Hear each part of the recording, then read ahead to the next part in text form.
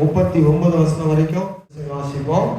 கிறிஸ்துவின் அன்பை விட்டு நம்மை பிரிப்பவன் யார்? உபத்திரவமோ, வியாகுலமோ, துன்பமோ, பசியோ, நிர்வாணமோ, நாசமோசமோ, பட்டயங்களோ, இவை எல்லாவற்றையும் நாம் நம்மில் அன்பு கூறுகிறவர்களாலே முற்றும் ஜெயப்படுகிறவர்களாக இருக்கிறோமே.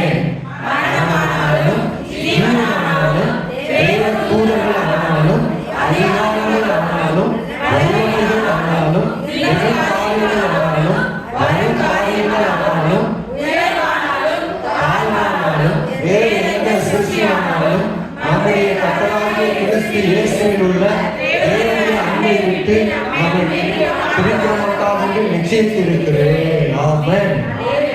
ஆமென். வசனத்துக்காக ஜெபிக்கலாம். நல்ல ஆண்டவரே, இந்த வேத பகுதிக்காக ஸ்தோத்திரம். கர்த்தாவே, கிறிஸ்துவின் அன்பை விட்டு நம்மை பிரிப்பவன் யார்? நம்முடைய கர்த்தராகிய இயேசு கிறிஸ்துவில் உள்ள தேவனுடைய அன்பை விட்டு நம்மை பிரிக்க மாட்டாது என்று நிச்சயித்திருக்கிறேன் என்று சொல்லி நன்மை குறித்து ஆண்டவரே எழுதப்பட்டிருக்கிற வேத பகுதிக்காக உங்க ஸ்தோத்திரம். இன்றைக்கு எங்களோடு கூட பேசும்படியாய் ஜெபிக்கிறோம். ஆவியானவரே, உடைய பிரசனத்தில் ஆண்டவரே, உடைய வார்த்தையை நாங்கள் கேட்க விரும்புகிறோம். கர்த்தர் எங்களோடு கூட இருப்பீராக. கர்த்தருடைய மகிமை வெளிப்படுவதாக. வார்த்தையை கேட்கிற யாவருக்கும் இந்த நாளில் எங்கள் ஆவிக்குரிய ஜீவியத்துக்கு அது வெளிச்சமாக ஆண்டவரே, நல்ல ஆலோசனையாக வழிகாட்டியாக இருப்பதாக, எங்கள் வாழ்க்கையில உயர்வுக்கு தக்கதாக ஆண்டவரே பேசும்படியாக ஜெபிக்கிறோம். ஆண்டவரே, நல்ல ஆவியானவர்களை தொடர்ந்து நடத்தும் இயேசுவின் நாமத்தில் பிதாவே. கர்த்தருடைய நாமம் மகிமைப்படுவதாக. கர்த்தருக்கு ஸ்தோத்திரம். இந்த ரோமரின் புஸ்தகம் 8ஆம் அதிகாரம் 36வது வசனத்திலிருந்து 39வது வசனம் வரைக்கும் நம்ம வாசிக்க கேட்டோம். இந்த முழு வேத பகுதியும் ஏன் நான் வாசித்தோம் என்றால், சிலர் வேதத்தை வாசிக்க முடியாமல் படிப்பறிவு இல்லாமல் இருப்பாங்க. அவங்க எல்லாரும் கேட்க வேண்டும் என்பதற்காக தான். நம்முடைய செய்தியுடைய தலைப்புக்கு இணங்க 2 வசனத்தினுடைய, ஒரு வசனத்தினுடைய முன்பகுதியும் ஒரு வசனத்தினுடைய பின்பகுதி மட்டும்தான் இன்றைக்கு செய்தியுடைய தலைப்பாக நம்ம எடுத்துக்கொள்ள போகிறோம். ஆவியானவர் நமக்கு அதை இன்றைக்கு சொல்லும்படி விரும்புகிறார். அதை நம்ம கேட்க போகிறோம். 36வது வசனத்தில் கிறிஸ்துவின் அன்பை விட்டு நம்மை பிரிப்பவன் யார் அப்படின்னு ஆரம்பிக்கிறாரு. 39வது வசனத்துல கடைசியில நம்முடைய கர்த்தராகிய கிறிஸ்து இயேசுவில் உள்ள தேவனுடைய அன்பை விட்டு நம்மை பிரிப்பவன் பிரிக்க மாட்டாது என்று நிச்சயித்திருக்கிறேன் என்று முடிக்கிறார். இங்க கிறிஸ்துவின் அன்பை விட்டு பிரிப்பவன் யாருன்னு கேள்வி கேட்டுட்டு நிறைய காரியங்களை சொல்றாரு. ஏதாவது பிரிக்க முடியுமா? இந்த காரியம்லாம் ஒரு லிஸ்ட் கொடுக்குறாரு. அந்த லிஸ்ட் கொடுத்துட்டு இதுல உள்ள ஒரு காரியமாவது தேவனுடைய அன்பை விட்டு என்னையும் உங்களை பிரிக்க மாட்டாது, அதில் நான் வந்து ஷோர், அதில் வந்து நிச்சயமா இருக்கிறேன். பிரைஸ் தி லார்ட் சொல்றாரு. அப்போ வந்து நாம சிந்திக்க வேண்டிய ஒரு காரியம், கிறிஸ்துவின் அன்பை விட்டு நம்மை பிரிப்பவன் யார் என்ற கேள்வி கேட்டு ஏதாவது பிரிக்கக்கூடிய ஒரு வல்லமை எதுக்காவது இருக்குதான்னு கேட்டுட்டு நம்முடைய கர்த்தராகிய கிறிஸ்து இயேசுவில் உள்ள தேவனுடைய அன்பை விட்டு நம்மை எதுவும் பிரிக்க மாட்டாது என்று நிச்சயமா இருக்கு, நான் நிச்சயித்திருக்கிறேன்னு சொல்லி சொல்றாரு. அல்லேலூயா. என்னை கவனிக்கணும். இப்போ பைபிள் படிச்சீங்கன்னா நான் சொல்றதும் புரியாது, நீங்க பைபிள் படிக்கிறதும் புரியாது. கர்த்தருக்கு ஸ்தோத்திரம்.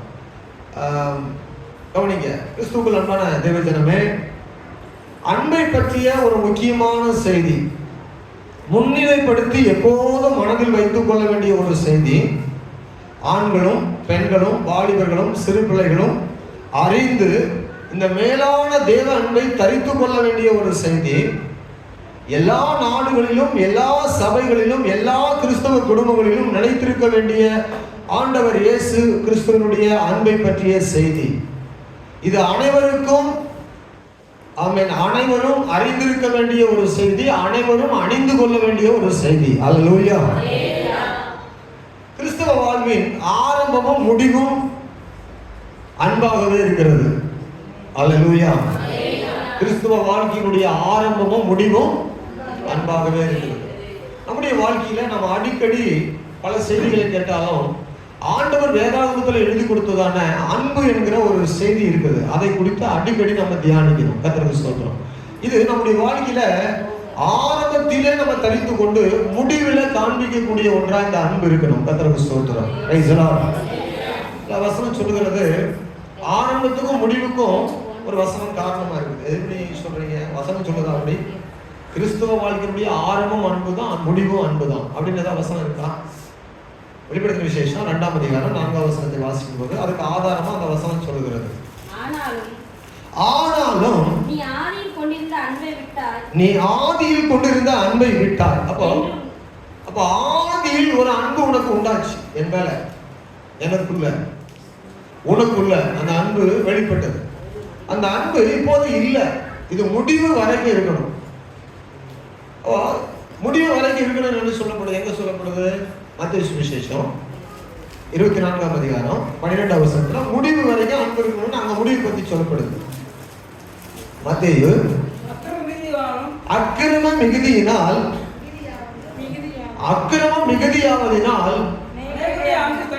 அநேகருடைய அன்பு தணிந்து போகும், முடிவு வரைந்த நிலைநிற்பவனே ரட்சிக்கப்படுவான். எத்தனை பேர் புரிஞ்சா அல்லேலூயா சொல்லிக்கலாம்? கேட்டு அல்லேலூயா ஆமென்லாம் வாங்கக்கூடாது.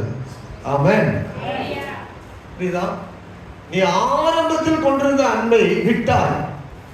அப்ப அவர் சொன்னாரு, இயேசு கிறிஸ்து, முடிவு பரியந்தும் அக்கிரம மிகுதியினால அநேகருடைய அன்பு தணியும், ஆனால் அன்பு முடிவு பரியந்தும் நிலைநிற்கணும் அன்பில் என்று சொல்லி ஆண்டவர் சொல்றாரு. அல்லேலூயா. சரி, கிறிஸ்தவ வாழ்க்கையினுடைய ஆரம்பமும் முடிவும் அன்பாகவே இருக்கணுங்கிற ஒரு செய்தி, அன்பில் இருக்கிறதுங்கிற ஒரு செய்தி இதில் பார்த்தோம். கிறிஸ்தவ வாழ்க்கையில ஆரம்பத்திலும் முடிவிலும் காணப்பட வேண்டுமானால் ஒருவருடைய வாழ்நாட்களில் எல்லா பகுதியிலும் அந்த அன்பு ஆட்கொண்டதாகவே இருக்க வேண்டும். அல்லேலூயா. அது அந்த அன்பு இடையில போயிட்டு கடைசியில வராது, எல்லா காலங்களிலும் ஆட்கொண்டு இருக்கிற ஒரு அன்பாகவே இருக்கணும். அந்த அன்பு தேவனுடைய அன்பு, தேவனுடைய பிள்ளைகளுக்கு அந்த அன்பு உள்ளத்துல ஆட்கொள்ளப்பட்ட ஒரு அன்பாகவே இருக்க வேண்டும். அல்லேலூயா. முழு வேதாகமத்திலும் முதலிடம் பெறும் வார்த்தை அன்பு. முழு வேதாகமத்துக்கும் முதலிடம் பெறுகிற ஒரு வார்த்தை எதுனா அன்பு.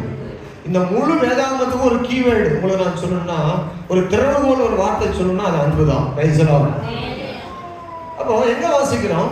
முழு வேதாகமத்துக்கும் திறவுகோலான ஒரு வசனம், இந்த முழு வேதாகமத்துக்கும் திறவுகோலான ஒரு வசனம் இருக்குது, அது அன்புதான் வாசிக்கிறோம். யோவான் சுவிசேஷம் 3ஆம் அதிகாரம் 16ஆவது வசனம், இந்த முழு வேதாகமத்துக்கும் அதான் திறவுகோல் வசனம்.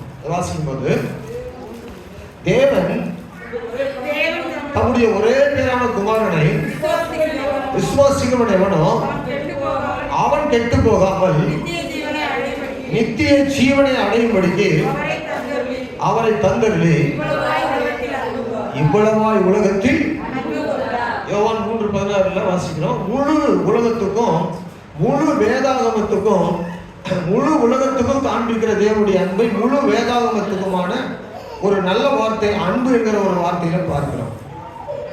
கவனிங்க, இது மட்டுமல்ல, ஒவ்வொரு நிருபத்திலும், ஒவ்வொரு நிருபத்தை எழுதின பரிசுத்தவான்களிலும், ஒவ்வொரு நிருபத்தை எழுதின பரிசுத்தவான்களும் அன்பை குறிப்பிடாமல் ஒருவர் கூட முடிக்கவில்லை. எல்லா நிருபங்களிலும் அன்பை பற்றி எழுதியிருக்கிறாங்க. அன்பை பற்றி சொல்லாத நிருபம் ஒன்று கூட கிடையாது, அன்பை பற்றி எழுதாத நிருபர்கள் ஒருவரும் கிடையாது. அப்போ அன்பு என்பது கிறிஸ்துவ வாழ்க்கையில அச்சாணியாய் திகழ வேண்டிய ஒன்று. இந்த அன்பை பற்றி நாம் அடிக்கடி நமக்குள் கிறிஸ்துவ வாழ்க்கையில் இருக்கிற கர்த்தருடைய பிள்ளைகள், கிறிஸ்து இயேசுவினுடைய அன்பு எனக்குள் இருக்கிறதா, அது எத்தனை சதவீதம் இருக்கிறது, அந்த அன்பு செயல்படுகிறதா, அன்பின் உபதேசம் என்ன, ஒவ்வொருவருக்குள்ளும் அந்த அன்பு இருந்து வெளிப்பட்டு கொண்டிருக்கிறதா, இந்த அன்பை நம்ம அடிக்கடி ஆராய்ந்து பார்க்கிறவர்களா இருக்க வேண்டும். அல்லேலூயா. அன்பற்ற ஒரு வாழ்வு ஒரு கிறிஸ்துவ தேவ பிள்ளை வாழ்கிறார்களா, அன்பு நிறைந்த ஒரு வாழ்க்கை வாழ்கிறார்களா என்பதை அடிக்கடி நீங்களும் நானும் ஆராய்ந்து பார்க்க வேண்டும். உங்களை பார்த்து நான் தனித்தனியாக கேட்பேன் என்றால், உங்களுக்குள்ள நீங்க எத்தனை சதவீதம் அன்பு உள்ளவர்களாக இருக்கிறீங்க அப்படின்னு சொல்லி. அன்பை பற்றி சொன்னா தேவன் மேல காட்டுகிற அன்பு, சபையின் மேல காட்டுகிற அன்பு, உலகத்துல நீங்க அன்பை காட்ட வேண்டும். இப்படிப்பட்ட 3 வகையில அன்பு இருக்குது. இந்த 3 வகையிலும் உங்களுடைய அன்பு எவ்வளவு கிறிஸ்துவுக்குள்ள, உங்க அன்பு எத்தனை சதவீதம் நீங்கள் ஆண்டுடைய அன்பை பெற்று அந்த அன்புள்ள இறுதியும் உள்ளவர்களாக செயல்பட்டு நடக்கிறீர்கள் என்று கேட்டால், நீங்க எத்தனை சதவீதம் இருக்கிறீர்கள் என்று உங்களால் சொல்ல முடியும் என்றால் நீங்கள் பாக்கியவான்கள். அல்லேலூயா சொல்லுங்க. ஆண்டவர் எத்தனை சதவீதம் அன்பு இருக்குன்னு சொல்லி விரும்புவார். ஒருவேளை விரும்பினார், எனக்குள்ள உங்களுக்குள்ள எத்தனை சதவீதம் அன்போடு கூட நம்ம நடக்கணும்னு அவர் விரும்புவார். எத்தனை சதவீதம்? அவர் 100% அன்பாகவே இருந்தார். அவர் எப்படி ஆரம்பத்தில் அன்பு கொண்டாரோ முடிவில் அன்பு கொண்டாருன்னு 13ஆம் அதிகாரம் 1ஆம் வசனத்தில் வாசிக்கிறோம். யோவான் 13:1 வாசிக்கும் போது வாசிக்கிறேங்க. கொஞ்சம் நம்ம சோம்பேறிகளா இருக்கக்கூடாது. பஸ்கா பண்டிகைக்கு முன்னே இயேசு இவ்வுலகத்தை விட்டு பிதாவிடத்திற்கு போகும்படியான நம்முடைய வேலை வந்ததென்று அறிந்து தாம் இவ்வுலகத்தில் இருக்கிறவர்களிடத்தில் தம்முடையவர்களிடத்தில் அன்பு வைத்தபடியே முடிவு வரையும் தான் அன்பு வைத்தார். ஓ, சீசர்களை கூப்பிட்டாரு. ஆரம்பத்தில் எப்படி கூப்பிட்டாரு? எந்த முகம் சாயலில் கூப்பிட்டாரு? அப்படி முகம் எப்படி? இன்முகத்தோடு. பேதுருவே வா அப்படின்னு கூப்பிட்டாரு, இன்முகத்தோடு. இப்போ அன்னைக்கு கூப்பிட்ட பிறகு 3 வருஷம் ஆச்சு. 3 வருஷத்துக்கு பிறகு அவனுக்குள்ள நிறைய மாற்றம். அவர்கிட்ட அவன் செய்த சில காரியங்கள்லாம் இருந்துச்சு. அவை எல்லாவற்றையும் நடுவிலும் அவன் மேல அன்பு கூர்ந்து கொண்டே இருந்தாரு. முடிவில் கூட கடைசியில கூட கேட்கிறாரு, என்ன கேட்கிறாரு? நீ அன்பத்தான் இருக்கிறியா? நான் உன்னிடத்துல முடிவு வரைக்கும் அன்பா இருக்கிறேன் அப்படின்னு சொல்லி கேட்டாரு. அப்போ அந்த அன்பு முடிவு வரைக்கும் அவர் அன்பு வைத்தார். ஆமென். அவரிடத்துல மட்டுமல்ல, நம்ம ஒவ்வொரு இடத்திலும் ஆண்டவர் எப்படி ஆரம்பத்துல கையை நீட்டி பிள்ளைய நம்ம கூப்பிட்டு அணைத்து மேல தூக்கி முத்தமிட்டு அணைக்கிறது போல நம்ம அழைத்தாரோ, அன்று காண்பித்த அதே அன்பில தான் இன்றைக்கும் ஆண்டவர் உங்களை என்ன நடத்துகிறார். அவருடைய அன்பு குறையவே கிடையாது. அவருடைய அன்பு நம்ம இடத்துல சில குறைகள் இருக்குது, சில அறியாமல் இருக்குது, சில மீறுதல்கள் இருக்குது, சில வேண்டாத காரியங்கள் தெரிந்தே இருக்குது, சில காரியங்கள் முரட்டாட்டம் இருக்குது, சில காரியங்கள் அறியாமல் இருக்குது, சில காரியங்களை மீறி போகிறோம், சில காரியங்களை தெரிந்து செய்யாமலே விட்டு விடுகிற வேண்டும் என்று. ஆனாலும் கூட அத்தனையும் தெரிந்து முழுமையான அன்பு நம்ம மேல வைத்துக் கொண்டு இருக்கிறார். அதுதான் கிறிஸ்துவின் அன்பு. அப்படின்னா நம்ம அப்படியே போய்கொண்டே இருக்கலாமா அப்படின்னா அப்படி கிடையாது. அந்த அன்பு நிமித்தமாய் நம்ம கர்த்தர் விரும்புகிறபடி நம்ம அவர் இடத்துல வரணும்னு அவர் விரும்புகிறார். இன்னைக்கு அப்படி வாழ்க்கையில அன்பை பற்றி இன்னும் நம்ம அறியாமல் இருக்கிறோமா? இன்றைய தேவனுடைய செய்தி என்ன தலைப்பு என்னன்னு சொன்னா, தலைப்பு அன்புக்கு நிகர் அன்பு மட்டுமே. அன்புக்கு நிகர் வேற எதை கொடுத்து ஈடுகட்டவே முடியாது. அன்புக்கு நிகராக நீ எதையுமே யாருக்குமே கொடுத்து ஈடுகட்டவே முடியாது. சொல்லுங்க, அன்புக்கு நிகர் அன்பு மட்டுமே. இதன் அடிப்படையில் 3 வேத பகுதியை மட்டும் வாசித்து நான் வேக முடிக்க போகிறேன். 3 வேத பகுதி மட்டும் தலைப்பாக நம்ம வைத்து வாசித்து தியானித்து முடிக்க போகிறோம். நாம்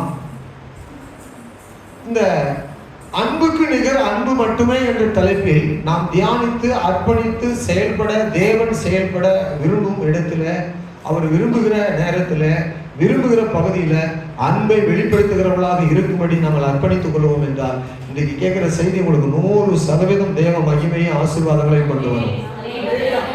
அல்லேலூயா. அன்புக்கு நிகர் அன்பு மட்டுமே. அன்புக்கு நிகர் அன்புக்கு பதிலாக நீங்க வேற ஒன்றுமே கொடுக்க முடியாது. இதுதான் இப்பொழுது நம்ம வாசிக்கப்பட்ட பகுதியில் பார்க்கிறோம். அன்புக்கு பதிலாக வேற எதுவுமே ஈடாக்கவே முடியாது. அதனாலதான் இந்த அன்பை பற்றி அந்த ரோமரின் புஸ்தகத்துல நம்ம முதலாவது பார்க்கும்போது 36ஆம் வசனத்துல அவர் தொடங்குறார். எப்படி தொடங்குறாருன்னா, கிறிஸ்துவின் அன்பை விட்டு நம்மை பிரிப்பவன் யார்? அப்ப ஆரம்பிக்கும் போது எப்படி ஆரம்பிக்கிறாருன்னா, கிறிஸ்துவின் அன்பை விட்டு நம்ம எதையாவது பிரிச்சிருமா, ஏதாவது பிரிக்கக்கூடியதா இருக்குதா என்பதை சொல்லிட்டு அவர் ஆரம்பிக்கிறார். ஆரம்பிச்சுட்டு இடையில சில காரியங்களை கொண்டு வர்றாரு. இந்த அன்புக்கு இடையூறாக உபத்திரவம், வியாகுலம், துன்பம், பசி, நிர்வாணம், நாசமோசம், பட்டயம், இவையெல்லாம் வருது. இவைகள்லாம் என்ன செய்யுது? ஒரு கிறிஸ்துவர்களுக்கு, ஒரு கிறிஸ்துவ தேவ பிள்ளைக்கு வருது. எதெல்லாம் வருகிறது? கிறிஸ்துவின் நாமத்து நிமித்தம் நம்ம உபத்திரவப்படுகிறோம். அநேக நேரங்களில் ஆண்டுடைய நாமத்து நிமித்தம் நிறைய பாடுபடுகிறோம். உபத்திரவம், வியாகுலம் வருது, நமக்கு துன்பம் வருகிறது, பசியா இருக்கிறோம், நிர்வாணமா இருக்கிறோம், நாசமோசம் சில நேரத்தில் வருது, பட்டயமும் வந்து சில நேரத்தில் நம்ம பயப்படுத்துது. ஆனால் இவை ஒன்றாகிலும் கிறிஸ்துவ மேல இருக்கிற அன்பை விட்டு நம்மை தடுக்கக்கூடியதாக மாற முடியாது. அல்லேலூயா. அடுத்தது இவை எல்லாவற்றிலையும் கீழே அடுத்து சொல்றாரு, இது வந்து ஸ்பிரிச்சுவலா. அடுத்து மேல எல்லாம் பிசிக்கலா வைத்துக் கொள்ளுங்கள. பிசிக்கலா எப்படி? மாம்ச பிரகாரமாக அத்தனை போராட்டம் மேல அந்த வசனத்துல. கீழே ஆவிக்குரிய ரீதியா எடுத்துக்கொள்ளுங்க. அடுத்த பகுதி, இவை எல்லாவற்றிலையும் நாம் நம்மை அன்பு கூறுகிறவராலே முற்றும் அவர்களை மேற்கொண்டு ஜெயம் கொள்ளுகிறவர்களா இருக்கிறோமே அப்படின்னு சொல்லிட்டு அடுத்து சொல்றாரு, மரணமானாலும் ஜீவனானாலும் தேவதூதர்களானாலும் அதிகாரங்களானாலும் வல்லமைகளானாலும் நிகழ்காரியங்களானாலும் வருங்காரியங்களானாலும் உயர்வானாலும் தாழ்வானாலும் வேறு எந்த சிருஷ்டியானாலும் நம்முடைய கர்த்தராகிய கிறிஸ்து இயேசுவில் உள்ள தேவனுடைய அன்பை விட்டு நம்மை பிரிக்க மாட்டார் என்று நேசித்திருக்கிறேன்னு சொல்றாரு. ஹல்லேலூயா. இது ஆவிக்குரிய ரீதியா நடக்குது. கீழே வருது மரணம். கிறிஸ்தவனை சந்திக்கிற மரணம்னா ஆவிக்குரிய ரீதியா வருது. அடுத்தது ஜீவன், அதிகமான ஜீவன் கொடுக்கிறார். அது ஆவிக்குரிய ரீதியா இருக்கு. தேவ தூதர்கள், அதிகாரங்கள், சில வல்லமைகள் நம்ம மேற்கொள்ள பார்க்குது ஆவிக்குரிய மண்டலங்கள் இல்லை. நிகழ்காரியங்கள், சில காரியங்கள் நமக்கு அசௌரியமா நடக்குது. வரும் காரியங்கள் நமக்கு சில காரியங்கள் இப்படி இருக்குமோன்னு பயம், அச்சமாக வருது. சில நேரத்துல ஆவிக்குரிய ஜீவித்துல நமக்கு நிறைய உயர்வு வருது, சில நேரத்துல தாழ்ந்து போக வேண்டி வருது. அல்லேலூயா. ஆவிக்குரிய வாழ்க்கையில சில நேரத்துல தாழ்ந்து போக வேண்டி வருது. இவை எல்லாவற்றிலையும் நான் தாழ்த்தப்படுவதனால கிறிஸ்துவின் அன்பு என்னை விட்டு போயிருமோ, இல்ல நான் உயர்த்தப்படுவதனால கிறிஸ்துவின் அன்பு என்னை விட்டு போயிருமோ, தூதர்கள் எனக்கு சில காரியங்களை சொல்வதனால நான் அன்பை விட்டு நான் அவர்களை நேசிக்க ஆரம்பித்து விடணும், அப்படி கிடையாது. இப்போ இங்க பார்க்கும்போது எல்லாவற்றிலேயும் நாம் கிறிஸ்துவின் அன்பை விட்டு தேவனுடைய அன்பில் இருந்து நம்மை பிரிக்க மாட்டாது என்று நிச்சயித்திருக்கிறேன். அப்போ இதெல்லாம் அன்புக்கு ஈடாக ஒன்றும் மாறாது. இவைகளை வருகிறது அன்புக்கு ஈடாக ஒன்றும் மாற முடியாது. அதனாலதான் இது தேவனுடைய அன்பு. என்ன அன்பு? தேவனிடத்துல நாம் காட்டும் அன்பு. இது யார் இடத்துல காட்டும் அன்பு? நாம் காட்டும் அன்பு. தேவனிடத்துல நாம் காட்டும் அன்புக்கு ஆண்டவர் என்ன சொன்னாரு? எபிரேயர் 6:10 ஒரு வார்த்தை சொல்லப்படுது. இந்த முதல் பகுதி வசனத்துக்கு ஒரு ரெஃபரன்ஸ் இருக்குது. ஏனென்றால் உங்களுடைய கிரியைகளையும் நீங்கள் பரிசுத்தவான்களுக்கு ஊழியம் செய்ததினாலும் செய்து வருகிறதினாலும் தமது அவருடைய நாமத்துக்காக காண்பித்த அன்புள்ள பிரயாசத்தையும் மறந்து விடுகிறதற்கு தேவன் மறக்க மாட்டார். அவரிடத்துல காண்பித்த அன்பையும் அன்பின் பிரயாசங்களையும் ஒருபோதும் அவர் மறக்க மாட்டார். அப்போ அன்பு காட்டாம இருந்தா அதுக்கு ஏதாவது வசனம் இருக்கா? 1 கொரிந்தியர்ல 16:22 ஒருவேளை அன்பு காட்டாம பிரயாசப்படாம இருந்தா 1 கொரிந்தியர் ஒருவன் கர்த்தராகிய இயேசு கிறிஸ்துவினிடத்தில் அன்பு கூறாமல் போனால் அவன் சபிக்கப்பட்டவனா இருக்க கடவன். கர்த்தர் வருகிறார். இந்த வார்த்தை நமக்கு ரொம்ப கடினமா இருக்கு. இது எல்லாம் சபையிலும் சொல்லப்பட வேண்டிய ஒரு வார்த்தை. தேவனிடத்துல நேசிக்காமல் தேவனுக்கு தான் பிரயாசப்பட முடியாது. தேவனை நேசித்து தேவனிடத்துல பிரயாசப்படாம இருந்தா அவனுக்கு பேர் என்னது? அன்பு கூறாதவன். அன்பு கூறாதவனுக்கு என்ன இருக்குது வசனம்? அவன் சபிக்கப்பட்டவனா இருக்க கடவன். ஏன் அப்படி சொல்றாரு? காரணம் என்ன? எதுக்கு அப்படி சொல்றாரு? ஏன் அப்படி சொல்றாரு? நாம் தேவனிடத்துல அன்பு கூற கடமைப்பட்டிருக்கிறோம். அல்லேலூயா. ரோமர்ல 5ஆம் அதிகாரத்துல வாசிக்கும்போது ரோமர்ல சொல்றாரு, 5ஆம் அதிகாரத்துல ரோமர்ல சொல்லும்போது நாம் அவரிடத்துல அன்பு கூற கடமைப்பட்டிருக்கிறோம். ஏன் எப்படி கடமைப்பட்டிருக்கிறோம்னா வசனம் 8ஆம் வசனம், நாம் பாவிகளா இருக்கையில் கிறிஸ்து நமக்காக மரித்ததினாலே தேவன் நம்மேல் வைத்த தமது அன்பை விளங்க பண்ணியிருக்கிறார். அவர் நம்மேல வைத்த அன்பை என்ன ப்ரூவ் பண்ணியிருக்கிறார். என்ன ப்ரூவ் பண்ணியிருக்கிறாரு? எங்க அதை விளங்க பண்ணியிருக்கிறாரு?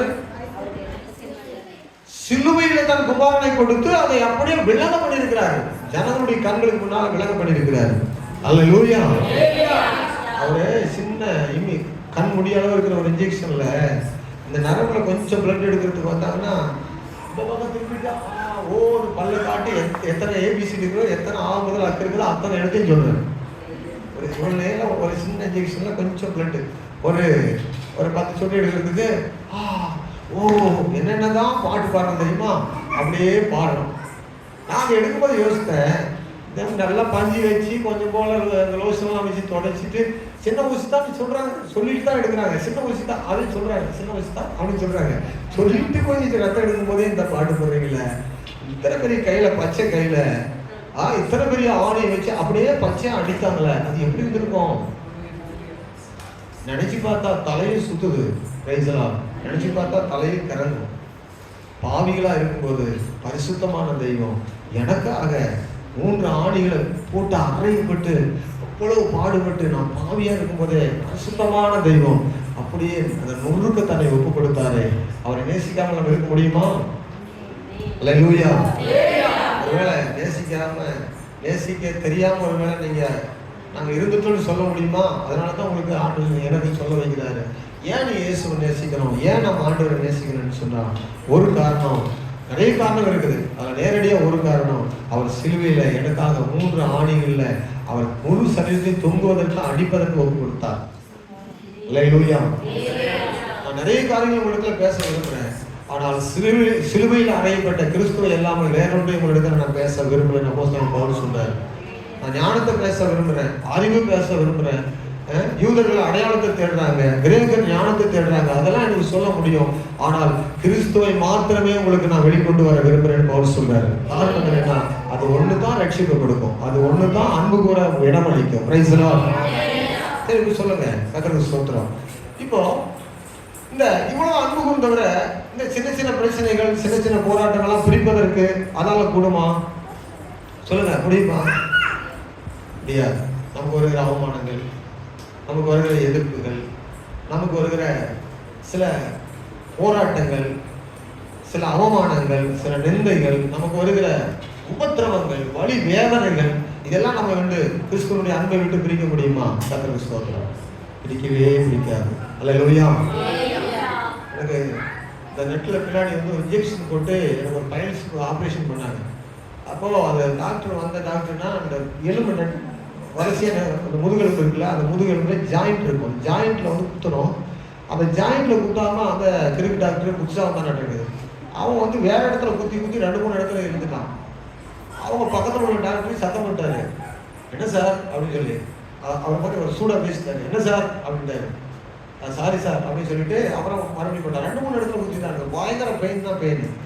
அந்த ஆப்ரேஷன் பண்ணி அந்த 24 ஹவர் எனக்கு இந்த தலையிலிருந்து அந்த பாடி கடைசி வரைக்கும் அந்த எலும்புல ஒவ்வொரு எலும்பும் ஒடிக்கிற மாதிரியே இருந்துச்சு. 24 ஹவர் எந்த பக்கம் திரும்ப கூடாதுட்டாங்க. அப்பா இது எப்படி அதை சகிக்கவே முடியல. ஒவ்வொரு எலும்பும் உடைக்கிற மாதிரியே இருக்குது. இந்த பக்கம் திரும்ப கூடாது. இன்ஜெக்ஷன் போட்டால் கொஞ்ச நேரம் தான் வலி குறையும், அதை போடவும் கூடாது. நம்ம இன்ஜெக்ஷன் போட்டால் ரொம்ப போட முடியாதுன்னு சொல்லிட்டாங்க. மாத்திரை கொடுத்தாலும் குறையாது. அப்போ இதெல்லாம் பார்க்கும்போது அந்த வலி இருக்கும்போது கூட ஏசப்பா சோதனை சொன்ன, வேற ஒன்றும் சொல்லலை. அல்லேலூயா. அப்போ கவனிங்க, சில பாடுகள் நமக்கு மறக்க முடியாத நாட்கள், மறக்க முடியாத நேரங்கள், மறக்க முடியாத வேதனைகள். நம்ம அதை கிரகிக்கவே சொல்லில அதை சொல்லி விவரிக்கவே முடியாத அத்தனை வேதனைகள் நம்முடைய வாழ்க்கையில வேதனைகள் வரலாம். ஆனால் அவைகள் எல்லாம் கிறிஸ்துவின் அன்பை விட்டு நம்மை பிரிக்காது. ஏனென்றால் அந்த அன்புக்கு நிகராக இது ஒன்றுமே இருக்காது. அல்லேலூயா. நம்ம பார்க்கிறோம், முதலாவது கிறிஸ்துவிடத்துல அன்பு கூறுகிறீங்களா? நீங்க தேவனை எவ்வளவு நேசிக்கிறீங்க? இயேசுவை எவ்வளவு நேசிக்கிறீங்க? உங்களை தனித்தனியா பார்த்து கேட்டா எத்தனை சதவீதம் உங்கள் உள்ளத்துல இயேசுவை நேசித்தீங்க, ஆராதிக்கிறீங்க? ஏசப்பா உங்களுக்காக செய்த காரியங்களை எவ்வளவு உங்களால் நினைத்து பார்க்க முடியுது அப்படின்னு சொல்லி யோசிக்கும் போது 100% நான் இயேசுவை நேசிக்கிறேன், நான் உங்களுடைய அன்பை புரிந்திருக்கிறேன்னு சொன்னவங்க மட்டும் உங்களை சொல்லுங்க பார்ப்போம். எல்லாருமே சொல்றீங்க. கர்த்தருக்கு ஸ்தோத்திரம். எல்லா நாளும் சர்ச்சை வரவங்களும் சொல்றீங்க, எல்லா நாளும் வராதவங்களும் சொல்றீங்க. சரி இருக்கட்டும். ஏன்னா உங்க பிரச்சனை அப்படி இருக்கும், அதனால வராமல் இருப்பீங்க. அது உங்களுக்கும் கற்றுக்கூடியது. என்னுடைய பார்வையில நான் உங்களை நியாயத்திற்கு வரல, அது உங்களுக்கும் ஆண்டக்கூடியது. ஆனா இயேசு நீங்க நேசிக்கிறது உண்மையா இருந்தா அப்படி சொல்றது நல்லது. அல்லேலூயா சொல்லுங்களேன். உங்களுக்குள்ள பிரச்சனை எல்லாமே எனக்கு தெரியாது, கர்த்தர் எல்லாம் அறிவார். அவர் சொல்லுங்களேன். உங்க பிரச்சனைகள் எல்லாமே இயேசுக்கு தெரியும். அப்போ இயேசுவை நேசிக்காவிட்டால் வேதம் சொல்லுகிறது, ஒரு சபையில் உள்ள கர்த்தருடைய பிள்ளைகள் கவனிங்க, முதல் வரிசையில் உள்ளவங்களுக்கு கடைசி வரிசை வரைக்கும் அன்பு கூறாமல் போனால், நாம் இயேசுவை நேசிக்காமல் போனால் ஆண்டவர் கேட்பார், யோனாவின் குமாரனாகிய சீமோனே, என்னை நீ நேசிக்கிறாயா, அன்பா இருக்கிறாயா என்று கேட்டார். அப்போ அவனும் நினைச்சிட்டு தான் இருந்தான், 100% நேசிக்கிற மாதிரி தான் நினைச்சிட்டு இருந்தான். 3வது முறை கேட்கும் போது தான் ஆண்டவரே ஆராய்ச்சி பண்ணி சொல்றேன், நேசிக்கிற மாதிரி தெரியுது, எல்லாம் அறிந்திருக்கிறேன். என்ன சொன்னாரு? எல்லாம் அறிந்திருக்கிறீர்கள் ஆண்டவரே. நான் 2 முறை சொல்லிட்டேன், கண்ணீர் கண்ணீர் சத்தமா சொல்லிட்டேன், 2 முறை நான் நேசிக்கிறத ப்ரூவ் பண்ணிட்டேன் அப்படின்னு. ஆனா 3வது முறை கேட்கும் போதுதான் கொஞ்சம் டவுட்டா இருக்கு. இருங்க பாத்துக்கிறேன், எல்லாம் அறிவீங்க, எத்தனை சதவீதம் இருக்குன்னு சொல்லி எனக்கு எனக்குள்ள இருக்கிற அன்பை எத்தனை சதவீதம் இருக்குன்னு சொல்லி நீ அறிவீர் ஆண்டவரே, உங்களுக்கே தெரியும். கர்த்தருக்கு ஸ்தோத்திரம். எனக்கு எதுக்கு அந்த வம்பு, நீங்க எல்லாம் அறிந்திருக்கிறீங்க அப்படின்னு சொன்னாரு. அப்ப ஆண்டுடைய பிள்ளைகள், இயேசுவை நீங்க நேசிக்கிறீங்களா? மணவாளனுக்கும் மணவாட்டிக்கும் உள்ள உடன்படிக்கையில ஒண்ணு கேட்பாங்க. பாஸ் சொன்னாரு, கல்யாணம் பண்ணும்போது என்ன கேட்பாங்க? இன்பத்திலும் துன்பத்திலும் சுகத்திலும் வாழ்விலும் நெருக்கத்திலும் பாடுகளிலும் நீ இவரை நேசிப்பாயா, நீ இவனை நேசிப்பாயா, நீ இவளை நேசிப்பாயா, நீ இவரை நேசிப்பாயா? அல்லேலூயா. இது அப்படியே கம்பேர் பண்ணும்போது இது மணவாட்டிக்கும் கிறிஸ்துவும் உள்ளது, சபைக்கும் கிறிஸ்துவும் உள்ளது. ஒரு விஷயம் பார்ப்போம். இப்படி சொன்னாதான் உங்களுக்கு புரியும். அப்போ 2 பேரும் நேசித்திருந்தா இடையில நிறைய பிரச்சனைகள் வரும்போது அந்த அன்பு இருந்தா அது எல்லாமே தணிந்து போகும். ஆனா அன்பு இல்லாத பட்சத்துல மோதல் உண்டாகும். மோதல் உண்டாகி வெடிக்கும், வெடிச்சு சிதறி அன்பு எல்லாம் பரஸ்ட் ஆகி அன்பு வேற பக்கம் போய் நிற்கும், வேறதான் மோதிட்டு நிற்கும். அல்லேலூயா சொல்லுங்களேன். அப்போ இந்த அன்பு கிறிஸ்துவுக்கும் மணவாட்டிக்கும் உரியது. இந்த அன்பு எப்படிப்பட்டது? இதே தான் கேட்கப்படுது, இதே தான் அங்கேயும் கேட்கப்படுது. நமக்கும் சபைக்கும் உள்ள அன்பு அப்படிதான். நீங்க எல்லா நிலைமையிலும் நீங்க நேசிக்கிறீங்களா? உங்க எல்லா சூழ்நிலையிலும் கர்த்தரை நேசிக்கிறீங்களா? இயேசு கூட இருக்கிறது உங்களுக்கு புரியுதா? நீங்க ஏதோ சூழ்நிலை வந்தா மட்டும் இயேசுவை நேசிக்கிறத காட்டிட்டு மற்ற நேரம் எல்லாம் மாய்மாலம் பண்றீங்களா அப்படின்னு கேட்கறது போல ஆண்டவர் கேட்கும்போது அப்படி கேட்கிறார். நம்ம மணவாட்டிக்கும் சபைக்கும் உள்ள அன்பு மிக நெருக்கமானது. Price the Lord.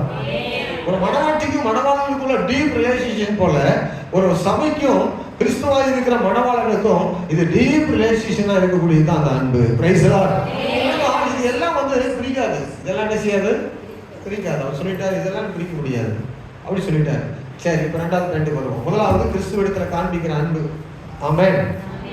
நேசிக்கவே தெரியல, ஏசப்பா எப்படி நேசிக்கிறதுனே தெரியல, நேசிக்கிற கற்றுத்தாருன்னு ஜெபம் பண்ணீங்கன்னா கண்டிப்பா அவருடைய அன்பை உங்க உள்ளத்துல பரிபூர்ணமாய் ஊற்றுவார். ஒரு ரகசியம் சொல்லித்தரேன், நீங்க ஜெபம் பண்ணீங்கன்னா கர்த்தர் நிச்சயம் அன்புன்னு என்னன்னு உங்களுக்கு சொல்லி தருவார். ஆமென். அப்போ 2வது பார்க்கும்போது 1 கொரிந்தியர் 13ஆம் அதிகாரம் 1 இருந்து கடைசி வசனம் வரைக்கும் இது சக விசுவாசிகள் இடத்துல காட்டுகிற அன்பு. இது சக விசுவாசிகள் இடத்துல காட்டுகிற அன்பு. வாசிக்க பார்ப்போம். ஒருத்தர் வாசிக்க நானும் வாசிட்டே வருவேன். 1 இருந்து வாசிக்கும்போது ஆமென். 1 கொரிந்தியர் 13ஆம் அதிகாரம் 1 கொரிந்தியர் 13ஆம் அதிகாரம் 1 இருந்து வாசிக்கும்போது நானும் கூட வாசிக்கிறேன். சொல்லுங்க. நான் மனுஷர் பாஷைகளையும் தூதர் பாஷைகளை பேசினாலும் அன்பு எனக்கு இராவிட்டால் சத்தமிடுகிற வெண்கலம் போலவும் ஓசையிடுகிற கைத்தாள போலவும் இருப்பேன். நான் தீர்க்கதரிசன வரத்தை உடையவனாக இருந்து சகல ரகசியங்களையும் சகல அறிவையும் அறிந்தாலும் மலைகளை பெயர்க்கத்தக்கதாக சகல விசுவாசம் உள்ளவனாக இருந்தாலும் அன்பு எனக்கு இராவிட்டால் நான் ஒன்றும் இல்லை. எனக்கு உண்டான யாவற்றையும் நான் அன்னதானம் பண்ணினாலும் என் சரீரத்தை சுட்டரிக்கப்படுவதற்கு கொடுத்தாலும் அன்பு எனக்கு இராவிட்டால் எனக்கு பிரயோஜனம் ஒன்றுமில்லை. அன்பு நீடிய சாந்தம் உள்ளது, அன்புக்கு பொறாமை இல்லை, அன்பு தன்னை புகழாது, அன்பு இருமாப்பாயிராது, அயோக்கியமானதை செய்யாது, அன்பு தற்பழிவை நாடாது, அன்பு சினமடையாது, அன்பு தீங்கு நடையாது, அன்பு அநியாயத்தில் சந்தோஷப்படாமல் சத்தியத்திலே சந்தோஷப்படும், சகலத்தையும் தாங்கும், சகலத்தையும் விசுவாசிக்கும், சகலத்தையும் நம்பும், சகலத்தையும் சகிக்கும். அன்பு ஒரு காலம் ஒழியாது, தீர்க்க தரிசனங்களானாலும் ஒழிந்து போம், அந்நிய பாஷைகளானாலும் ஓய்ந்து போம், அறிவானாலும் ஒழிந்து போகும். நம்முடைய அறிவு குறைவுள்ளது, நாம் தீர்க்கதரிசனம் சொல்வதிலும் குறைவுள்ளது. நிறைவானது வரும்போது குறைவானது ஒழிந்து போகும். நான் குழந்தையா இருந்தபோது குழந்தையை போல பேசினேன், குழந்தையை போல சிந்தித்தேன், குழந்தையை போல யோசித்தேன். நான் போதோ குழந்தை கேட்கிறவே ஒழிந்து விட்டேன். இப்பொழுதோ கண்ணாடியிலே நிலையாட்டமாய் பார்க்கிறோம், அப்பொழுது வேகமாய் பார்ப்போம். குறைந்த அறிவுள்ளவன் அறியப்பட்டபடியே அறிந்து வருவேன்.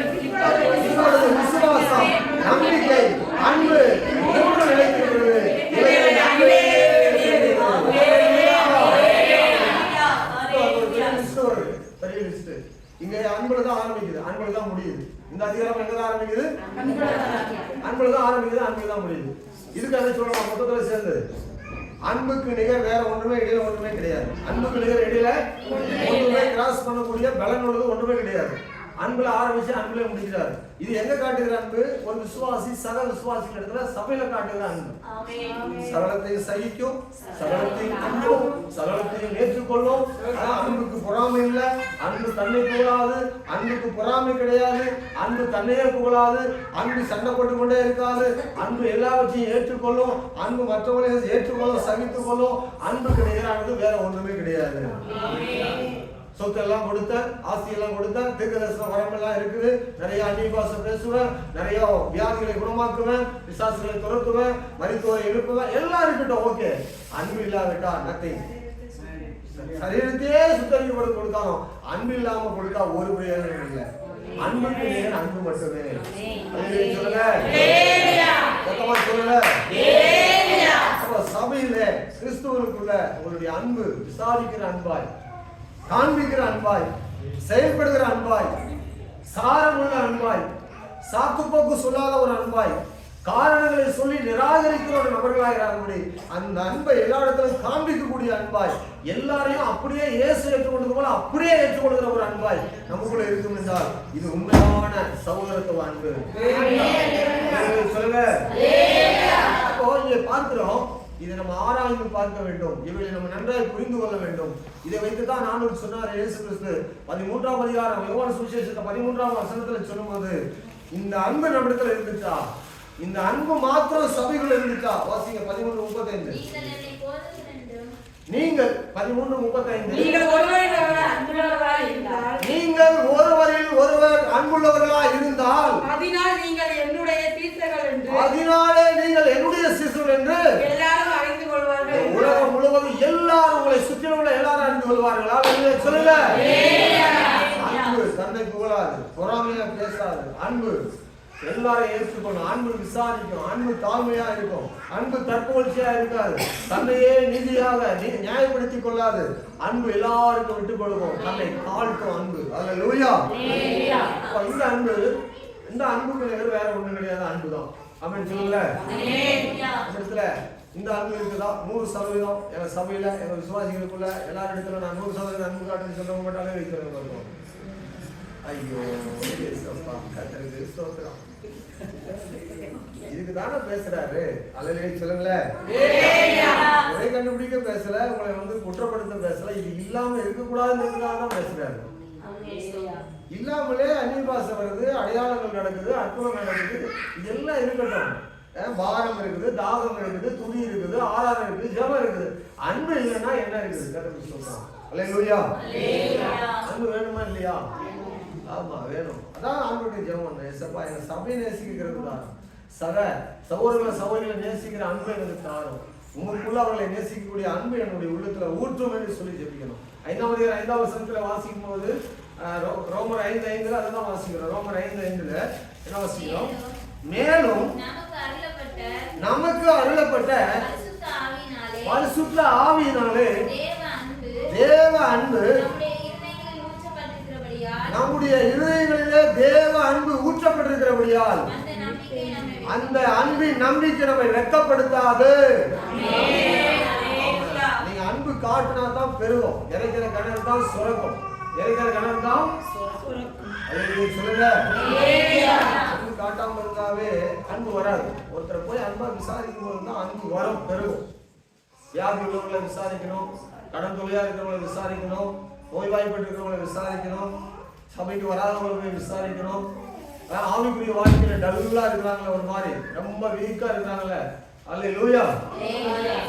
நாளைக்கு கல்லாடி இருக்கிறாங்க, அவங்க எல்லாம் விசாரிக்கணும். ஏமா இப்படி இருக்கிற, ஏயா இப்படி இருக்கிற, ஏசு நல்லா தானே சொல்றாரு, ஏயா இப்படி தடுமாறுற, அல்லேலூயா சொல்லுங்க. அவங்க போய் அன்போடு விசாரிக்கணும். அன்போடு என்ன செய்யணும்? ஏயா இப்படி தூங்குற, ஏயா இப்படி ஆலயத்துக்கு வராம இருக்கிற, ஏயா அப்படி லேட்டா வர, ஐயா கர்த்தருக்கு ஸ்தோத்திரம், ஏயா பாட மாட்டேங்கிற, கர்த்தருக்கு ஸ்தோத்திரம், ஏயா ஆட மாட்டேங்கிற, கர்த்தருக்கு ஸ்தோத்திரம், அல்லேலூயா. ஏயா கீழ்ப்படிய மாட்டேங்கிற, அல்லேலூயா. அன்பு இருந்தா தான் வந்துருவையா, கீழ்ப்படிதல் வறுமையா, அன்பு இருந்தா தானே எல்லாம் வரும். அன்பே இல்லாத ஒரு அன்பா கர்த்தருக்கு ஆராதனையா அல்லேலூயா சொல்லுங்க. ஆமா, கேளுங்கள், விசாரியுங்கள், அன்பை வரவையுங்கள். நீங்கள் பேச பேச பேச அன்பு உங்களிடத்துல பெருகி வரும். மற்றவங்க மேல காண்பிக்க காண்பிக்க காண்பிக்க கிறிஸ்துவின் அன்பு ஊற்றாய் வரும். பரிசுத்த உள்ளத்திலிருந்து வரும்போது பேச பேச விசாரிக்கும் போதுதான் அன்பு பெருக்கெடுத்து ஓடும். அல்லேலூயா.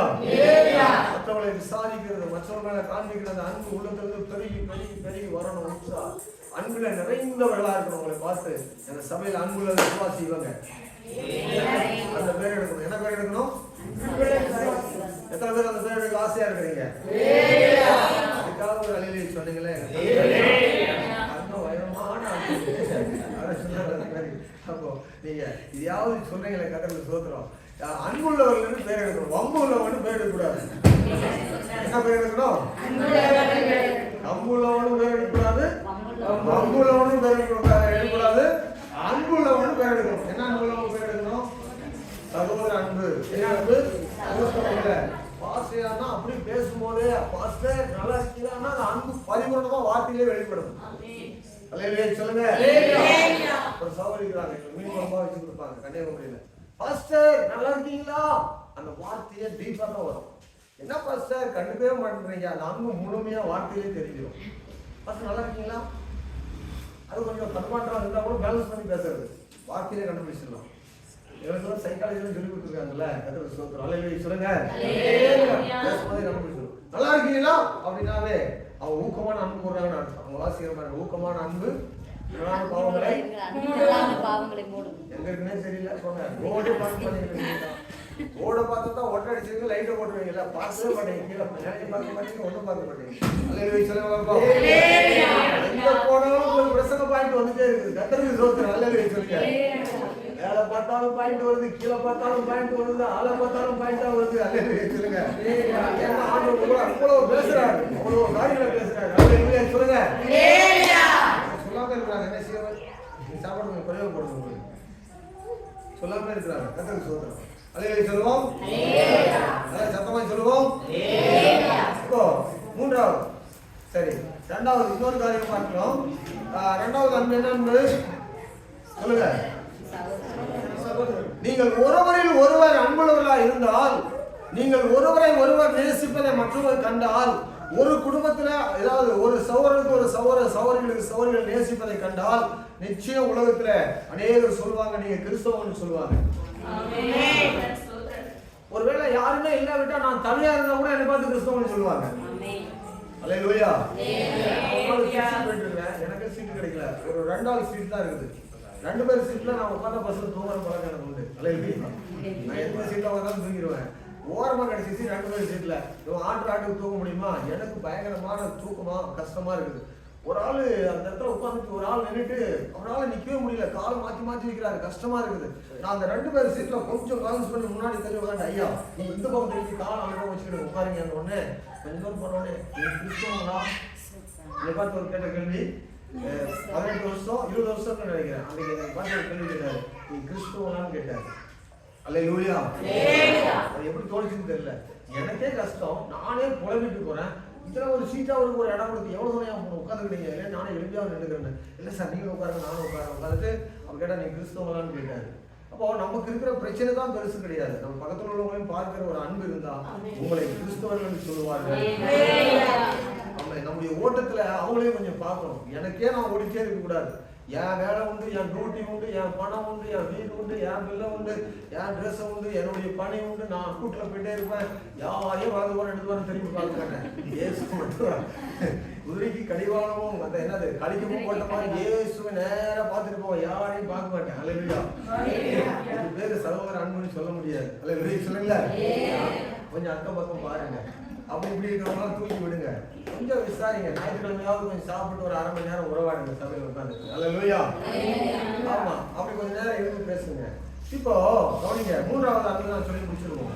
1 யோவான் 4:16 வாசிக்கும் போது 1 யோவான் 4:16 தேவன் நம்மேல் வைத்திருக்கிற அன்பை நாம் அறிந்து விசுவாசிக்கிறோம். நாம் அறிந்திருக்கிறோம், விசுவாசிக்கிறோம். தேவன் அன்பாகவே இருக்கிறார். அன்பில் நிலைத்திருக்கிறவன் தேவனில் நிலைத்திருக்கிறான். தேவனில் தான் நிலைத்திருக்கிறான். அல்லேலூயா.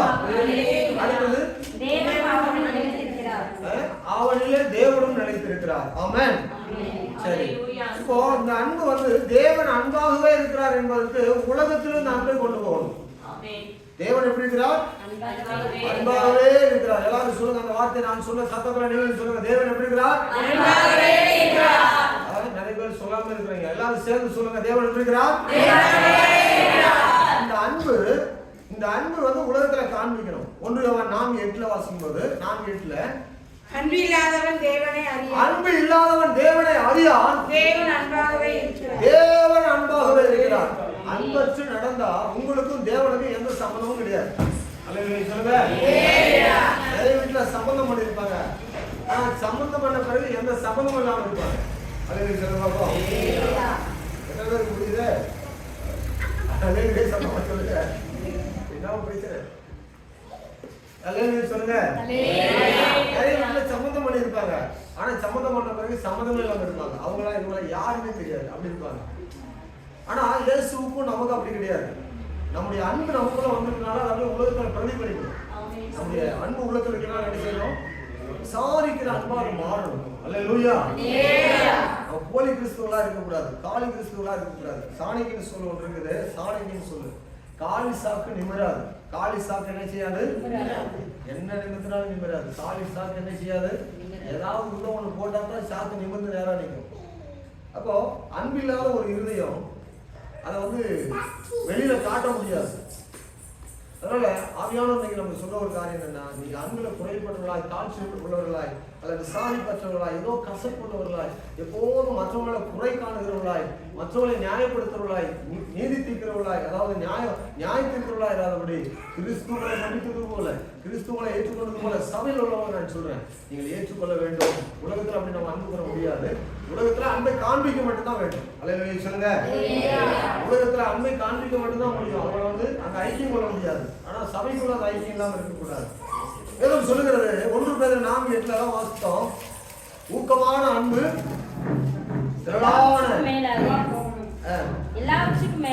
எல்லாவற்றுக்கும் மேலாக ஒருவரில் ஒருவர் ஊக்கமான அன்புள்ளவர்களாய் இருங்கள். ஊக்கமான எப்படி ஊக்கமான அன்பு? பக்கத்துல உள்ளவங்க பிடிச்சி கையை பிடிச்சி ஊக்கமா சொல்லுங்க. நான் உங்களை நேசிக்கிறேன்னு சொல்லுங்க பாப்போம். ரெண்டு கையை பிடிச்சிட்டு ஊக்கமா நேசிக்கிறேன். ஊக்கமெல்லாம் போட்டோம். ஊக்கமா நேசிக்கிறேன். அல்லேலூயா. ரெண்டு கையை பிடிச்சி ஒரு ஆட்டி நான் ஊக்கமா நேசிக்கிறேமா நேசிக்கிறேன் மகளே அப்படின்னு சொல்லுங்க. அல்லேலூயா. அப்ப ஊக்கமான அன்பு திரளான பாவங்களை என்ன செய்யும்? மூடும். இதுதான் மூட மாட்டேங்குத. எப்படி ஊக்கமா வந்தாதான் மூடும். இதெல்லாம் எப்பவுமே குறைதான வெளியே வருது, குற்றத்தான வெளியே வருது. அவங்களா அப்படின்னாவே அது உடனே ஸ்ப்ரெட் ஆயிருது. கோபம் வெளியே வருது. அன்பு வந்து வெளியே என்ன செய்யணும்? எல்லாவற்றையும் சினம் அடையாது. அன்பு என்ன செய்யாது? அன்புக்கு சினம் கிடையாது. அன்பிலே சினம் இல்லை. அல்லேலூயா. அப்ப இங்க அடுத்த 1 யோவான் 2:15 வாசிக்கிறோம். உலகத்தில் அந்த அன்பு காட்டப்படணும். உலகத்தில் உள்ளவைகளிலும் அன்பு கூறாதீர்கள். ஒருவன் உலகத்தில் அன்பு கூர்ந்தால் அவனிடத்தில் பிதாவின் அன்பு இல்லை. இது நான் ஆப்போசிட்டா சொல்றேன். இது என்ன தெரியுமா? பொருளாதாரத்திலேயே ரொம்ப மனசை உள்ள நுழைத்து விடாதீங்க. பொருளாதாரத்துக்குள்ளே போயிடாதீங்க. சொத்து, வீடு, வேலை, ரொம்ப நம்ம உறவுகள் ரொம்ப உள்ள போயிடக்கூடாது. போயிட்டீங்கன்னா உலகத்துல அன்பு கூர்ந்தா பிதாவினுடைய அன்பை நீங்க காண்பிக்க முடியாது. ஆமென். அதனால பண ஆசையில நிறைய குடும்பங்கள் வந்து பிரச்சனை வரதே என்ன தெரியுமா? பொருளாதார பிரச்சனை தான் நிறைய குடும்பங்கள். கிறிஸ்துவ குடும்பங்கள் அப்படி வரவே கூடாது. என்ன இருக்குதோ அதை சாப்பிடணும். என்ன இருக்குதோ குடிக்கணும். பழகிடணும். அல்லேலூயா. என்ன இருக்குதோ அதுலயே நீங்க வாழ பழகிடணும். இருக்குதோ இல்லையோ சண்டைப்படக்கூடாது. என்ன இருக்குதோ அதிலே வாழ்ந்து பழகணும். எவ்வளவு வருமானம் வருதோ அதுக்குள்ளே பேலன்ஸ் பண்ண பழகணும். இல்லாதெல்லாம் தேடி பிரச்சனை கொண்டு வரக்கூடாது வீட்டுல. அல்லேலூயா. வருமானத்துக்கு தகுந்த மாதிரி செல்வாங்க. ஒரே வீட்டுல 4 செலவு வச்சுட்டு 4க்கும் பேலன்ஸ் பண்ண முடியுமா? வெரி கஷ்டம். ஆமென். ஒண்ணு மெயின்டைன் பண்ணுறதே பெருசா இருக்குது. எல்லா நம்பரையும் டெலிட் பண்ணணும். ஒரே ஒரு நம்பர் தான் நம்ம வைக்கணும். அப்ப கவனிங்க, பொருளாதாரத்துக்கு தகுந்த மாதிரி நடந்தால் பிரச்சனைகள் ரொம்ப குறையும். கவனிங்க, நிறைய வீட்டுல வருகிறது அன்பு தாழ்ச்சி எப்படி வருதுன்னா அளவுக்கு அதிகமான எண்ணங்கள். அல்லேலூயா. எப்படி இருந்தாலும் வாழ தெரியணும். உங்களுக்கு தெரியுமா? நாங்கள் வீடு கட்டினோம், கதவே இல்லை, ஜன்னலே இல்லை. எத்தனை மாதம் குடியிருந்தோம்? எத்தனையோ மாதம் குடியிருந்தோம். மாத கணக்கில் ஒரு ரூம்ல போயிட்டு நான் ப்ரேயர் பண்ணுவேன். அந்த ரூம்ல வந்து ஃபேன் கிடையாது. 2 காலில் 2 ஃபேன் போட்டிருந்தோம். அது பிறகு இன்னொரு ரூம்ல ஒரு ஃபேன். அங்கே நான் உட்காந்து ஜெபம் பண்ண மாட்டேன். ப்ரேயர் அந்த ரூம்ல போயிட்டு உட்காந்து காலையில் ஜெபம் பண்ணும்போது 5 மணிக்கு ஜெபிக்கும் போது டிஷர்ட் எல்லாம் அப்படியே நனைஞ்சிரும். டிஷர்ட் அப்படியே நனைஞ்சிரும். காலையில் ஜெபம் பண்ணி முடிக்கிறதுக்குள்ள காலையில் அவ்வளோ நேரத்தில் அன்றுவரே சோத்திரம் ஒரு ஃபேன் கூட இல்லையா பாட்டு சோத்திரம் பண்ணுவேன். Praise the lord. அல்லேலூயா. ஆனா அந்த பொருளாதாரம் வந்து எனக்கு இயேசுவிடத்தில் அன்பு கூட தடை கிடையாது, சபையிடத்தில் அன்பு கூட தடை கிடையாது. நீங்க எல்லாம் உங்க ஃபேன் வாங்கி கொடுத்துலாம் லேசா. நீங்க ஏன் வாங்கி கொடுக்கலன்னு உங்களை குறை சொல்றதுக்கு நாங்கள் வரவே கிடையாது. Price the Lord. நீங்க முடிஞ்சா செய்வீங்க, அது கர்த்தருக்கு பிரியமான முடியலன்னா பேசாம இருப்பீங்க. தெரிஞ்சா ஜெபம் பண்ணுவீங்க, தெரியலன்னா விட்டுருவீங்க. அதனால வந்து ஏன் இவங்க செய்யல அப்படின்னு அந்த குறை கண்டுபிடிக்கிற வேலை என்கிட்ட கிடையாது. அது ஆண்டவருக்கு எனக்கு ஒரு இது கர்த்தர் செய்தாலும் நலமா இருக்கும். ஒரு மாதம் 2 மாதம் இல்ல, பல மாதங்கள் நம்ம அந்த ஃபேன் இல்லாம ஒரு வீட்டில் இருக்கு. அது ரொம்ப ஹீட்டா இருக்கும். உள்ள உட்காரவே முடியாது. பகல்லே அப்படிதான் இருக்கும். அந்த ரூம்குள்ளே போக முடியாது. ஆனா அங்கதான் போய் உட்காந்து ஜெபம் பண்ணி தீர்மானம் எடுக்கணும். அது என்ன சொல்றேன்னா, இதை வந்து நீங்க வந்து வேற இடத்துல ரியாக்ஷன் காட்டக்கூடாது. என்ன இருக்குது அதிலே திருப்தியா இருக்கு பழகிக்கணும். சொல்லுங்க. வாழ்ந்திருக்கும் எனக்கு தெரியும், எல்லாவற்றிலும் மனரங்கமா இருக்க நான் கற்றுக்கொள்ள குறைவுபடவும் சொல்லுங்க, குறைவுபடவும் பரிபூர்ணப்படவும் குறைவுபடவும் நான் போதிக்கப்பட்டேன். அல்லேலூயா. எனக்கு 5 ஸ்டார் ஹோட்டல்ல உட்கார்ந்து கால் மேல கால் போட்டு சாப்பிடவும் தெரியும்.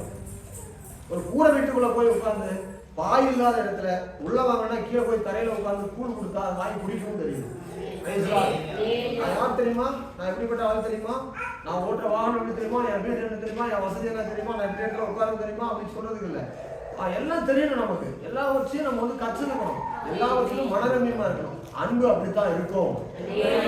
அப்போஸ்தலர் பவுல் சொல்றாரு 200 கோடி சொத்தா. அவருக்கு எவ்வளவு சொத்து? அதை கேட்கும் போது நமக்கு அவர் ஒரு நேரம் சாப்பாட்டுக்காக கூட வேலைக்கு போனாரு. அது யாருக்கு விட்டாருன்னு தெரியாது. அப்படி சொல்றாங்க சரித்திர.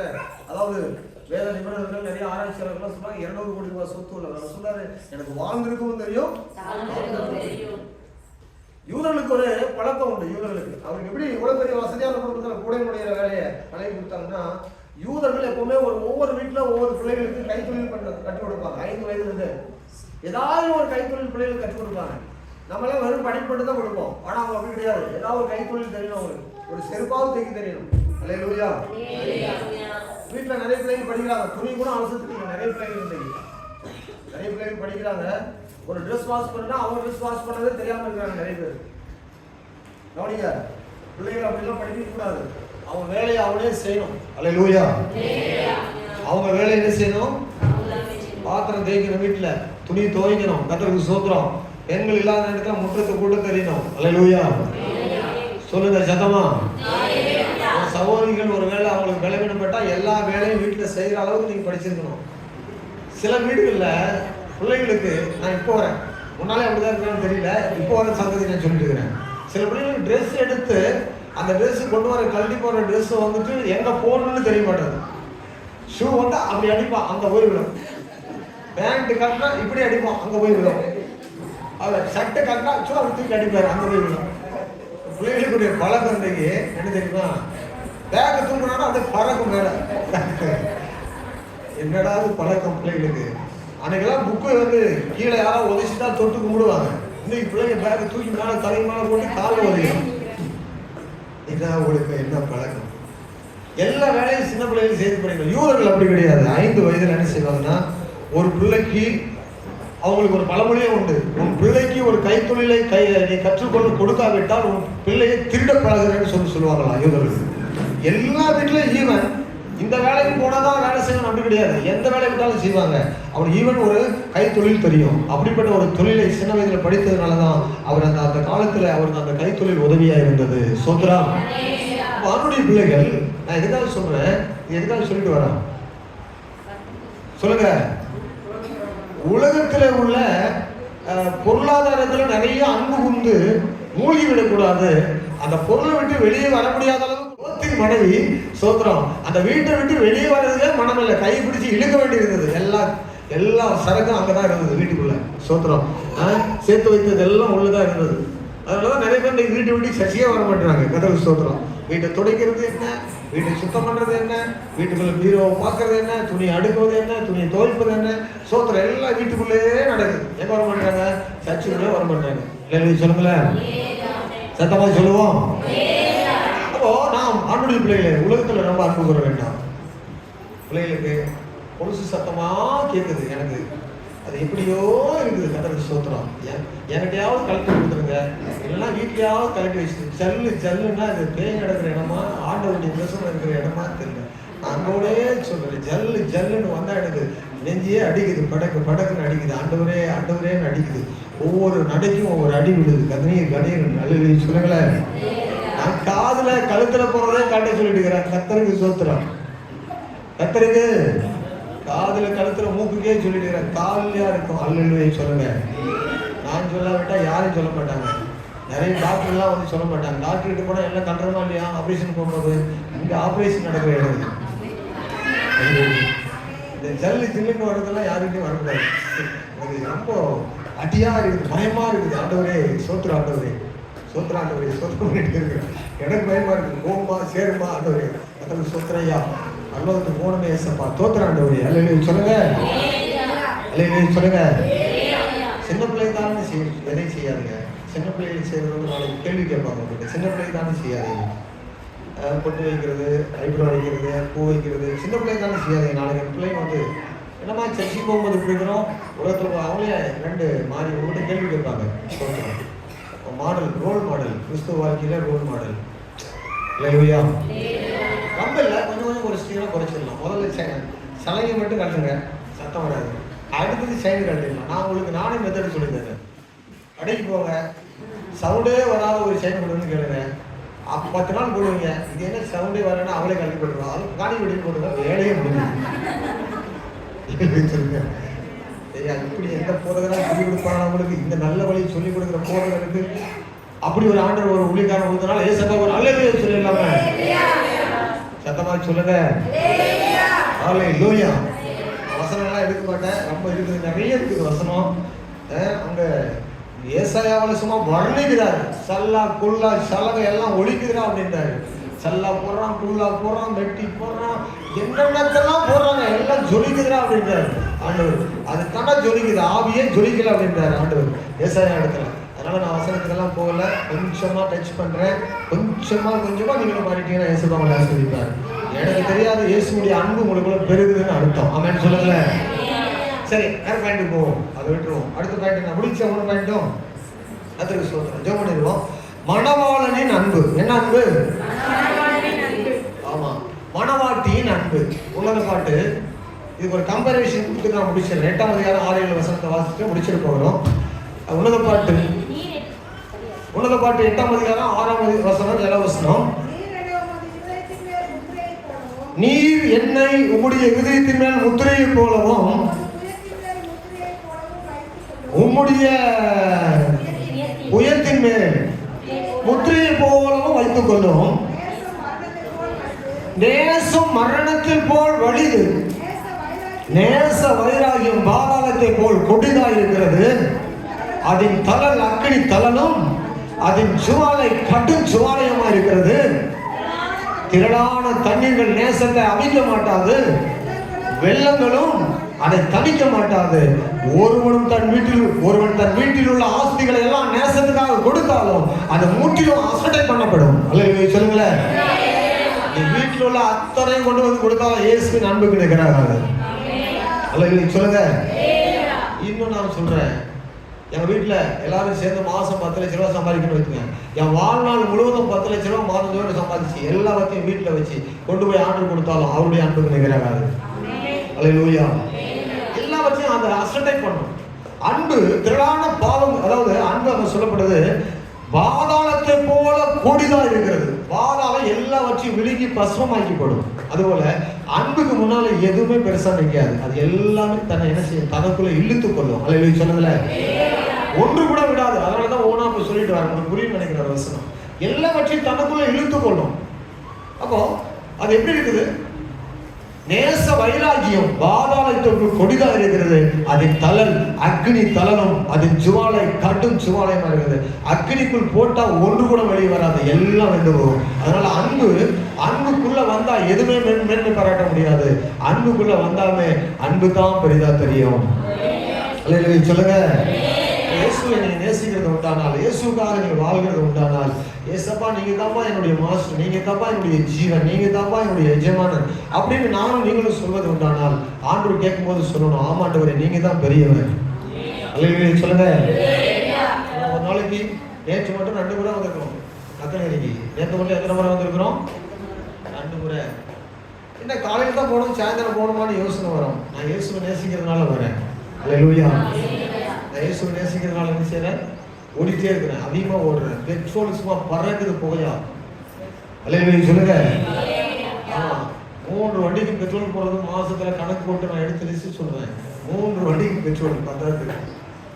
கணக்கு போட்டீங்கன்னா காணிக்கையில பாதி காணாத போயிடும். அது அத்தனையும் ஊழியம் தான். ரைசலா. அதனால நீங்கள் கிறிஸ்துவின் மேல வைக்கிற அன்பினால ஓடணும், கிறிஸ்துவின் மேல வைக்கிற அன்பினால ஊழியம் செய்யணும், இயேசு மேல இருக்கிற அன்பினால அழைத்து வரணும், இயேசுக்கு விசுவாசிகள் மேல இருக்கிற அன்பினால நீங்கள் ஊழியம் செய்யணும், இயேசு கிறிஸ்துவில் இருக்கிற அன்பினால நீங்கள் கர்த்தருக்காக வைராகியமாய் வாழணும். அல்லேலூயா. அன்புடைய பிள்ளைகளே, மிக முக்கியமானது ஸ்தோத்திரம். அன்புனாவே நம்ம எப்பவும் 3 வார்த்தை சொல்லுவோம். கிரேக்க வார்த்தையில 7 வார்த்தை இருக்கு. இந்த 7 வார்த்தையில 3 வார்த்தை அன்புக்கு பயன்படுத்தப்படுது அதிகமா. அந்த 3 வார்த்தை கிரேக்க வார்த்தையில நம்ம அடிக்கடி கேள்விப்பட்டிருக்கிறோம். 3 வார்த்தை. அந்த 3 வார்த்தையில ஒன்று அகாப்பே அன்பு. 3ஆம் அதிகாரம் யோவான் 16 வாசிக்கும் போது அகாப்பே, இந்த அன்பு அகாப்பே என்பது கிரேக்க வார்த்தை. இந்த அன்புக்கு அகாப்பே என்கிற ஒரு வார்த்தையை பயன்படுத்தி இருக்கிறாங்க.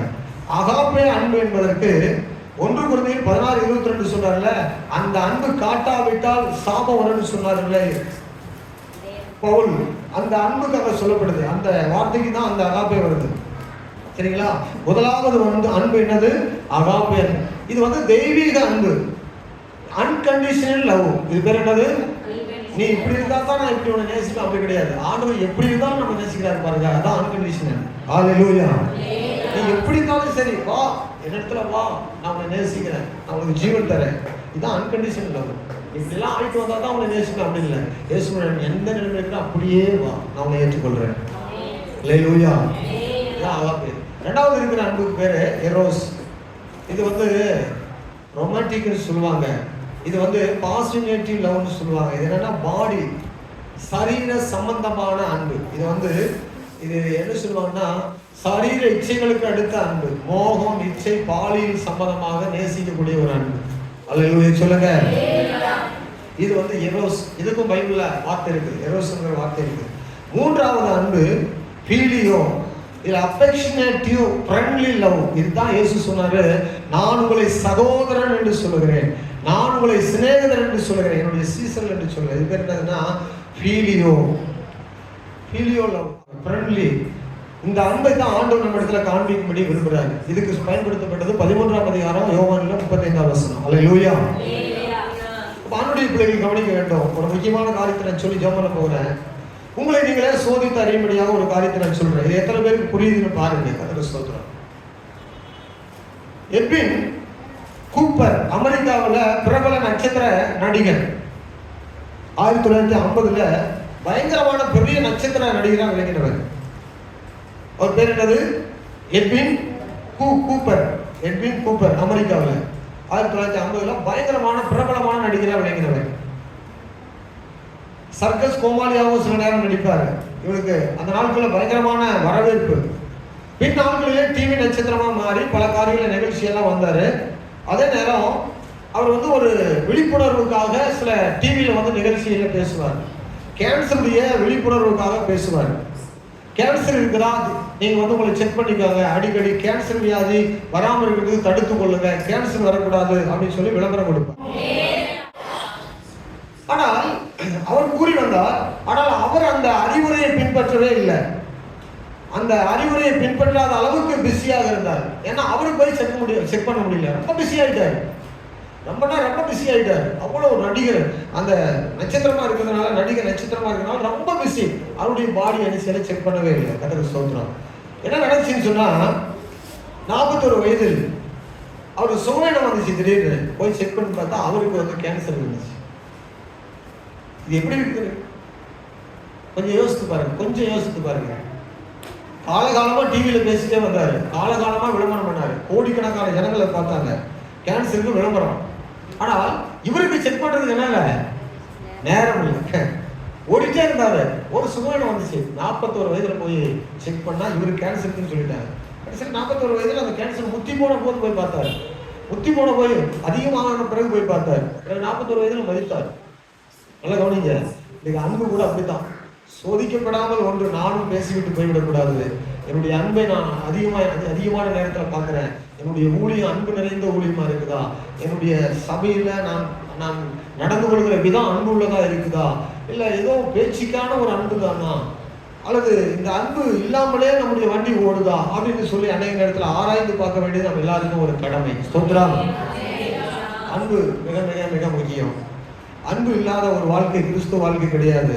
இயேசுவை நேசிக்காத ஒரு வாழ்க்கை பாவம். அந்த கேன்சர் போலதான். கேன்சர் நோயை விட கொடியது. நமக்கு பாவம் இல்லை என்போமானால் நம்மை நாமே 1 யோவான் 1:8 சொல்லப்பட்டுள்ளது.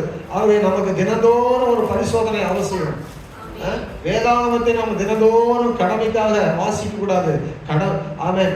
மிகவும் அதை வாசிப்பதற்கு கடமைப்பட்டிருக்கிறோம். தினமும் வாசித்து வேதத்தை தியானிக்கிறோம். நம் உண்மை நிலையை அந்த வேதம் காட்டும். கண்ணாடி. ஆமென். நான் யார் என்பதை இதுதான் காட்டும். வேதம் தான் காட்டும். அல்லேலூயா. அன்பு வந்தபோது, அன்பை வெளிப்படுத்த சூழ்நிலைகள் வந்தபோது யோசேப்பு தன் சகோதரர்கள்லாம் வந்திருக்கிறாங்க. எல்லாரையும் பழி வாங்கக்கூடிய ஒரு நேரம். அவனுக்கு நல்ல ஒரு சமயம். யாருக்கு பழி வாங்குற நேரம்? நிறைய பேர் வந்து பழி வாங்குவாங்க. நேற்று அன்னைக்கு நீ என்ன பேசல, வா உன்னை பேசுகிறேன் அப்படின்னு சொல்றது இல்லை. நீ இப்படி செய்துட்டுல, வா நீ சர்ச்சைக்கு ஒன்று பேசுகிறேன் அல்லது வா அப்படி பழி வாங்குற அன்பு கிடையாது. இந்த அன்பு என்ன தெரியுமா? அவளை வந்துட்டு அவன் போய் அவளை தன்னை வெளிப்படுத்தும் போது எப்படி என்ன உணர்ச்சி வசப்பட்டு கழுத்தை கட்டி கொண்டு அழுதானா. வீட்டுக்குள்ள ரூம் போய் அடைச்சிட்டு உள்ள போய் ஓ என்று அழுதான். அல்லேலூயா. சகோதர சகோதரி மேல இருக்கிற கோபங்கள் தனியணும். கோபங்கள் என்ன செய்யணும்? அவங்க செய்த அறியாமைகள் அவைகளை வந்து நம்ம மன்னிக்கணும். Price the Lord. ஆமா. யார் மேல இருக்கிற கோபம் நெடுநாளா இருதயத்தில் இருந்தா அது வந்து நம்ம கேன்சரா மாறி போகும்னு சொல்றாங்க. நான் ஒரு மெசேஜ் அனுப்பியிருக்கேன். நீங்க அதை வேணா பாருங்க. அது அப்படித்தான் இருக்குது. நெடுநாளா கோபப்பட்டு எரிச்சலோடு மனம் இருந்தா கேன்சர் வியாதி வருவதற்கு அது ஒரு காரணமா இருக்குமா? கர்த்தருடைய பிள்ளைகள், நெடுநாளா இருக்கிற கோபம் மனதுல யார் மேலே இருக்கிற அவன் தீராத ஒரு அவங்க மேல இருக்கிறதான எரிச்சல் நம்ம விட்டு மாறணும். Price the Lord. யாருக்காவது அப்படிப்பட்ட எண்ணம் இருக்குதா? யாருக்கும் அப்படி இல்லைன்னா ஒரு அலையில சொல்லுங்க பாருங்க. நான் ஆண்டவரை ஆராதிக்கிறேன், நான் ஞானஸ்நானம் எடுத்தேன், நான் செத்து, அதாவது பாவத்துக்கு செத்து நீதிக்கு பிழைத்திருக்கிறேன், மாமிசத்துக்குரிய வாழ்வெல்லாம் செத்து போச்சு. அல்லேலூயா.